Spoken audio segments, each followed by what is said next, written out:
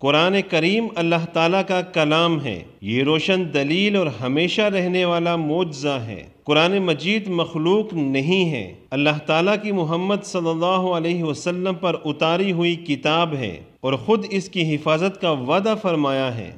اللہ تعالیٰ نے فرمایا اِنَّا نَحْنُ نَزَّلْنَا الذِّكْرَ وَإِنَّا لَهُ لَحَافِظُونَ، ہم نے یہ نصیحت اتار دی ہے اور بے شک ہم اس کے نگہبان ہیں۔ لیکن شیعوں نے اس کا انکار کیا اور کہا کہ یہ قرآن تحریف اور تبدیل شدہ ہے، اس کی بہت ساری آیتیں حذف کی گئی ہیں، صحابہ نے اس قرآن کو بدل ڈالا ہے۔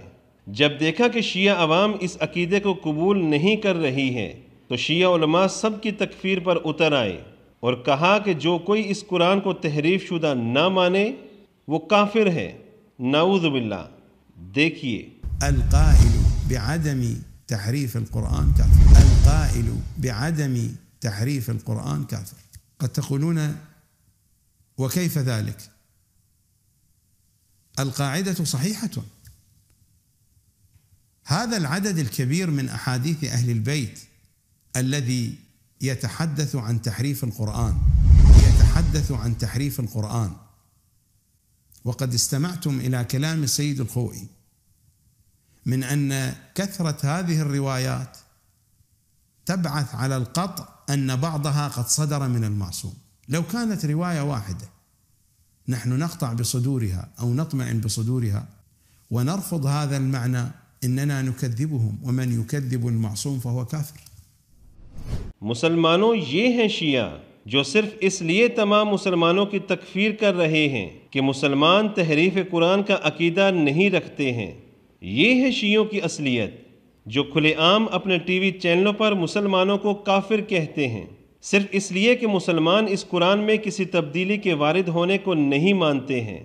تحریف قرآن پر شیعوں کا اجماع ہے، جیسے کہ المفید وغیرہ میں نقل کیا گیا کہ امامیہ کا اجماع ہے کہ یہ قرآن تحریف شدہ ہے۔ شیعہ عالم واثق شمری کہتا ہے کہ جو کوئی قرآن کو تحریف شدہ نہ مانے وہ علی رضی اللہ تعالی عنہم اور آل بیت کو جھٹلا رہا ہے اور ابو بکر و عمر کے لیے تکریم و عزت ثابت کرتا ہے، اس لیے کہ قرآن عہد ابو بکر میں عمر کے مشورے سے جمع کیا گیا تھا رضی اللہ عنہما۔ چنانچہ کہتا ہے کہ جو قرآن کی تحریف کو نہیں مانتا وہ آل بیت کو جھٹلا رہا ہے۔ وجہ یہ ہے کہ زنادقہ نے قرآن کی تحریف سے متعلق من گھڑت روایات وضع کر دی جسے قدیم شیعہ علماء نے اپنی کتابوں میں بیان کیا اور ان کی نسبت آل بیت کی طرف کر دی، پس کہہ دیا کہ قرآن کی تحریف کو نہ ماننا دوسرے لفظوں میں ابو بکر و عمر کی کرامت ثابت کرنے کے مترادف ہے، لہٰذا تمہیں کہنا پڑے گا کہ یہ قرآن بدلا ہوا ہے تاکہ تم آل بیت کو جھٹلانے والوں میں شمار نہ ہو۔ دیکھیے الفكر، لأن الأفكار يثبتون أخوتي الكرام إثبات عدم وقوع التحريف في القرآن الكريم تكذيب لعلي وكتابه ومصحفه وإثبات كرامة لأبي بكر وعمر وعثمان. فأنتم الروافض أنتم اختاروا تثبتون الكرامة لأبي بكر وعمر وعثمان في تحريفهم للقرآن وتدعون أن هذا القرآن صحيح، أم تثبتون قول علي عليه السلام عندما جاء بكتابه الكريم؟ وما لا نفعل بهذا الكم الهائل من الروايات اخوتي الكرام. یہ صرف ایک شیعہ عالم کی بات نہیں، اکثریت کا یہی عقیدہ ہے، یہاں تک کہ عصر حاضر کے معروف شیعہ عالم اور مرجع کمال حیدری نے باقر مجلسی کا لنکا ڈھا دیا۔ وہی باقر مجلسی جو کتاب بہار الانوار کا مؤلف ہے، یہ کتاب 120 جلدوں پر مشتمل ہے۔ کہا کہ باقر مجلسی بھی تحریف قرآن کا عقیدہ رکھتا تھا، بلکہ وہ تحریف میں تواتر کا قائل تھا۔ صاحب بحار الأنوار العلامة المجلسي في مرآة العقول يقول الروايات الدالة على النقيصة والتغيير والتلاعب، التفت، متواترة على حد تواتر روايات الإمام.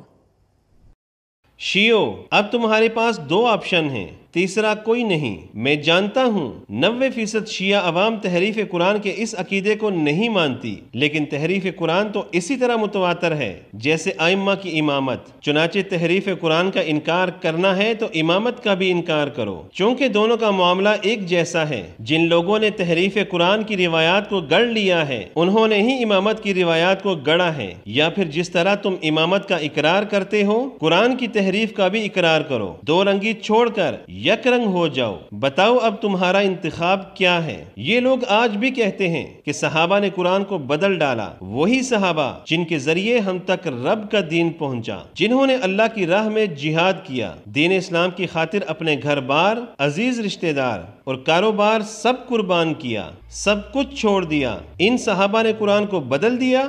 شیعوں نے مگر یہ الزام لگایا۔ دیکھیے، هذا أمر ورد في أحاديثهم. أتعلمون كم هو عدد الأحاديث التي وردت عن الأئمة صلوات الله وسلامه عليهم أجمعين تتناول موضوع التحريف؟ هل تعلمون؟ المحدث الجزائري سيد نعمة الله الجزائري يقول بأن عدد الأحاديث التي وردت بهذا الخصوص، بخصوص موضوع التحريف والعبث، إنها تزيد على 2000 حديث، أكثر من 2000 حديث.